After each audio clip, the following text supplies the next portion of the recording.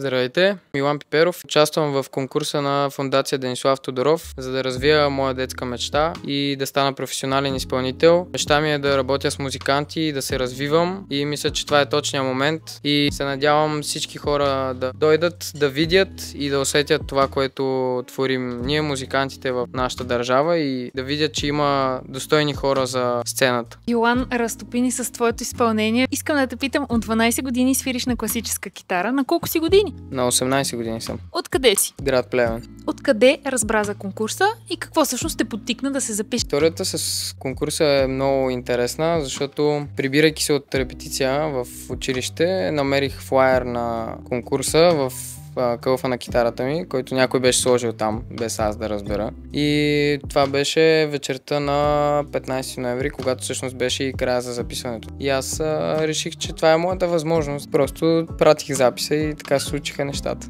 Влизал ли си друг път в професионално звукозаписно студио? Влизал съм, да, но чак до тук не съм стигал да записвам и да правя такива неща, не.